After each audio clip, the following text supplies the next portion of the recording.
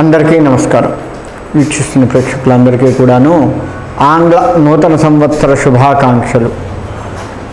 మనకి సాధారణంగా వచ్చే ఆలోచన ఏంటయ్యా అంటే, ప్రతి సంవత్సరంలాగానే లేదు గత సంవత్సరంలాగానే ఇప్పుడు కూడా అనేక రకాల కష్టాలతో కూడుకొని ఉంటున్నామా, లేక ఈ సంవత్సరం నుంచైనా మన భవిష్యత్తు బాగుంటుంది, అనుకున్న పనులు అవుతూ ఉంటాయా, ఇలాంటి ఆలోచనలు. సొంత ఇల్లు కట్టుకోవాలనుకున్న వాళ్ళు ఇల్లు కట్టుకుంటున్నామా, లేదు వ్యాపారం ప్రారంభించాలి, లేదు వివాహాలు కావాలి, ఇటువంటి వాళ్ళందరికీ కూడా బాగుంటుందా అని ఆలోచన రావడం సహజం.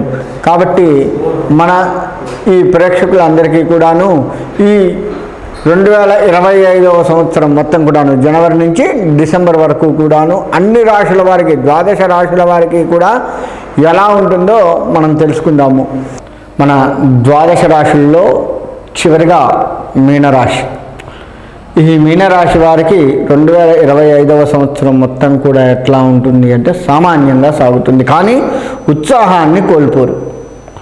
వీళ్ళకి ఇంతకు ముందు కంటే ఇప్పుడు బాగుంటుంది, కానీ ఆ బాగున్నది కూడా వీళ్ళకి సామాన్యంగానే ఉంటుంది. అంటే ఇంతకు ముందు కంటే బాగుంది అని ఉత్సాహంగా ఉండేంత మంచిగా ఉండదు, అట్లనే డీలా పడిపోరు, సామాన్యంగా సాగుతుంది. అందులో కూడా ఉత్సాహంగా ఉంటుంది. ఈ మీనరాశి వారి అదృష్టం ఏంటంటే, కొత్త కొత్త వ్యాపారాలకు ప్రారంభించే వారికి చక్కటి లాభదాయకంగా ఉంటుంది. అంటే ప్రారంభించడానికి అనుకూలంగా ఉంటుంది. అనుకోని ధనం ఈ రాశి వారికి, అన్ని రంగాల వారికి కూడా అనుకోని ధనం ఎక్కడి నుంచి వస్తుందో తెలియదు, వస్తుంది. అనుకున్న సమయానికి వస్తుంది, అనుకున్న దానికి ఖర్చు పెడతారు, మిగలదు.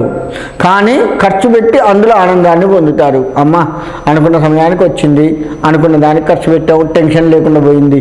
ఈ విధమైనటువంటి ఆనందాన్ని ఈ మీనరాశి వారు పొందుతారు. ఇక భార్యాభర్తల మధ్య అన్యోన్యత ఉంటుంది. ఈ రాశి వారికి ఇంకా చెప్పాలి అంటే, వివాహం చేసుకోవాలి అని ఉన్నటువంటి అబ్బాయిలు కానీ అమ్మాయిలు కానీ చక్కటి వాళ్ళు దొరికే అవకాశం ఉంది. తద్వారా ఈ సంవత్సరంలో వివాహం చేసుకున్నటువంటి వారు ఎవరైతే ఉన్నారో వాళ్ళు చక్కటి జీవితాన్ని కూడా ఆనందంగా అనుభవిస్తూ ఉంటారు.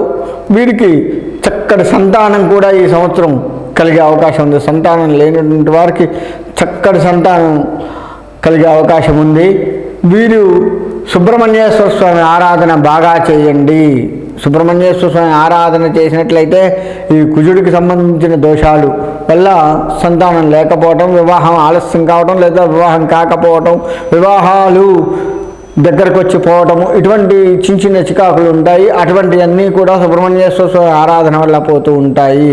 ఇకపోతే మనకి వ్యవసాయ రంగాన్ని విషయానికి వస్తే, వ్యవసాయ రంగం వారికి కూడా అనుకూలమైనటువంటి పరిస్థితి కనపడుతుంది. వీరు అప్పులు ఇచ్చే స్థాయిలో ఉంటారు. వ్యవసాయ రంగం వాళ్ళు అంటే ఇంతకు ముందు దాచిపెట్టుకున్న కొద్ది మొత్తం ఏదైతే ఉందో అది కొంచెం ఎక్కువగా ఈ సంవత్సరం కనపడి కాస్త ఉత్సాహపూరితంగా ఉంటారు. వీళ్ళు పెట్టిన పెట్టుబడి వెళ్ళటమే కాకుండా కాస్త లాభాన్ని చూస్తారు. చక్కటి విందు వినోదాలలో ఈ వ్యవసాయ రంగం వారు కావచ్చు, ఓవరాల్గా మీనరాశి వారు పాల్గొంటారు. అంతేకాకుండా వ్యాపారస్తులు కూడా చక్కటి పెట్టుబడులు పెట్టి ఆ పెట్టుబడుల నుంచి ఆదాయం వచ్చి ఆనందపడే అవకాశం ఉంటుంది. కాబట్టి వ్యాపారస్తులు కూడా ఎక్కడా కూడా ఆందోళన చెందకుండా ముందుకు వెళ్ళేంత మంచి పరిస్థితి ఈ మీనరాశి వారికి కనపడుతుంది. ఇక విద్య విషయానికి వస్తే, ఇప్పుడు నేను చెప్పిన దానికి కాస్త తగ్గుతుంది. విద్య విషయంలో వీరి పరిస్థితి ఎట్లా ఉంటుందంటే, ప్రతి క్షణం కూడా ఆందోళన, బాగా చదవాల్సి వస్తుంది. చదివిన చదువుకు మాత్రం మంచి ర్యాంక్ వస్తుంది. మీరు ఇంత చదివితే అంత మంచి ర్యాంక్ వస్తుంది, ఇంత చదివితే ఇంత మంచి ర్యాంక్ వస్తుంది, కానీ చదివింది వృధా పోదు.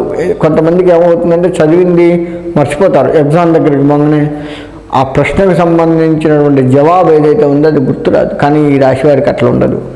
అది గుర్తొస్తుంది, టకటక రాసేస్తారు, చక్కటి మార్కులు సంపాదించుకుంటారు. కానీ కష్టపడితేనే, విద్య విషయంలో ఎంత కష్టపడితే అంత మంచి మార్కులు సంపాదించుకుంటారు. ఇక రియల్ ఎస్టేట్ రంగం వారు కూడాను కష్టపడాల్సి వస్తుంది. ఎక్కడ కష్టపడాల్సి వస్తుంది అంటే, మీరు ఏరుకునే స్థలం విషయంలో కష్టపడాల్సి వస్తుంది. మీరు ఏరుకునే స్థలంలో అంటే ఇక్కడ స్థలం బాగుంటుంది, ఇక్కడ కొంటే బాగుంటుంది, అందరూ ఈ స్థలంలో కొంటున్నారు, చక్కటి వ్యాపార మార్గాన్ని సవిచూస్తున్నారు, చక్కటి లాభాన్ని సవిచూస్తున్నారు అని రియల్ ఎస్టేట్ వారు అక్కడికి వెళ్ళంగానే ఆ స్థలాన్ని మేము అమ్మము, మేము చెయ్యము అని కొంత ఎదురు వచ్చే అవకాశం ఉంటుంది. నాకెంత ఇస్తావు, ఇదివరకు 50-50 ఉండేది, ఇప్పుడు నువ్వు 40 తీసుకో, నాకు 60 ఇవ్వు, లేదు నాకు 70 ఇవ్వు, నువ్వు 30 తీసుకో, ఈ విధమైనటువంటి బేరాలతోటి సతమతమయ్యేది కనపడుతుంది ఈ రాశి వారికి రియల్ ఎస్టేట్ రంగంలో.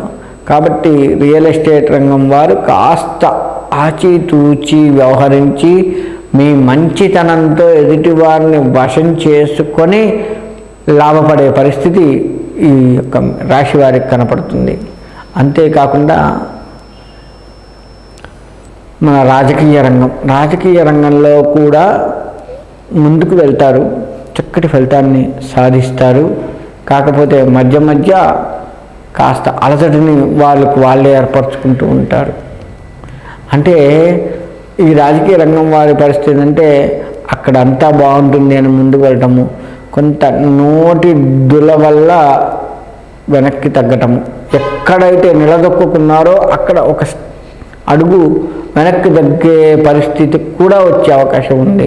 అదొక్కటి తగ్గించుకుంటే రాజకీయ నాయకుల విషయంలో తొందరపడి మాట్లాడే మాట ఏదైతే ఉందో దాన్ని తగ్గించుకోండి, ఆచి తూచి మాట్లాడండి. ఎవరు మనకంటే చిన్నవారితో కూడా సార్ నమస్కారం అండి అనే మాట్లాడే పరిస్థితుల్లో కనుక మీరు దిగి మాట్లాడినట్టయితే చిన్నవారు పెద్దవారు అందరూ కూడా మీ మన్ననలను, మీ మాట కాదనకుండా మీరు వారి మన్ననను పొందేంత గొప్ప స్థాయికి ఎదుగుతారు. అది రాజకీయ రంగం వారు ఒక క్షణం ఆలోచించండి.